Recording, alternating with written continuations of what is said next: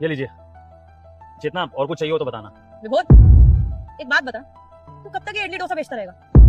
क्यों चेतना, ऐसे क्यों बोल रही हो? क्या हो गया? मैं ऐसा इसलिए बोल रही हूँ कि देख, तूने और मैंने ग्रेजुएशन एक टाइम पे खत्म करी थी, और अब मुझे देख, मैं इतनी बड़ी कंपनी में मैनेजर की पोस्ट पे आ चुकी हूँ, और तू अभी तक ये ठेला लगा के बैठी।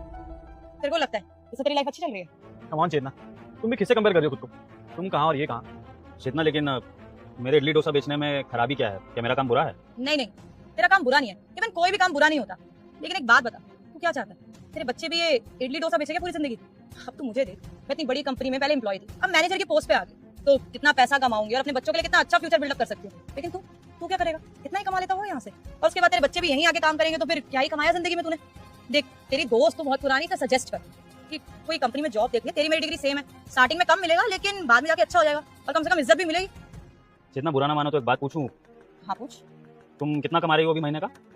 50,000, लेकिन एक महीने बाद मेरा इंक्रीमेंट हो जाएगा। फिर इंक्रीमेंट होने के बाद कितनी सैलरी हो जाएगी? Approx 60 to 65,000। हाँ, ऑलमोस्ट 20% इंक्रीमेंट तो हर साल मिलता ही है हम लोगों को। फिर तो चेतना, मैं तुमसे काफी आगे हूँ। फिर मुझे तुमसे अपने काम के बारे में कुछ सुनने की जरूरत है नहीं। तुम मुझसे आगे हो? कैसे?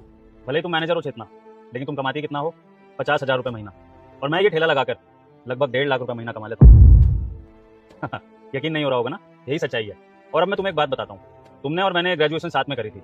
इस बात को शायद 5-6 साल हो गए होंगे, तब से लेकर आज तक की बात करते हैं। जब हम दोनों ने साथ में काम स्टार्ट करा, तो मैं तो घर से बर्तन लाके गली गली में इडली डोसा बेचता था, और महीने का शायद 1,000 रुपये महीना कमाता हूँ।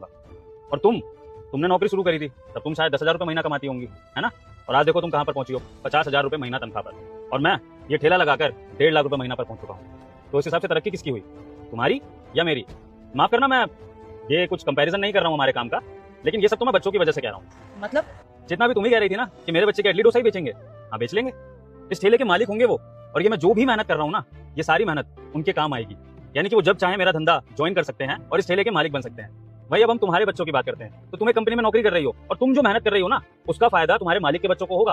तुम्हारे बच्चों को अगर तुम नौकरी कराओगी तो उनको भी तुम्हारी तरह जीरो से शुरू करना पड़ेगा, यानी कि वही सारी पढ़ाई, ग्रेजुएशन, पोस्ट ग्रेजुएशन, और फिर उसके बाद उनको एक छोटी सी तनख्वाह से स्टार्ट करना होगा। और तुम्हारे मैनेजर लेवल तक पहुंचने के लिए उनको भी इतना ही समय लगेगा जितना तुम्हें लगा है, और ज्यादा से ज्यादा उनकी तनख्वाह क्या हो जाएगी, समय के साथ साथ बढ़ते बढ़ते 1 लाख कमा लेंगे। तब तक क्या पता मेरे बच्चे 10 लाख कमाने लगे।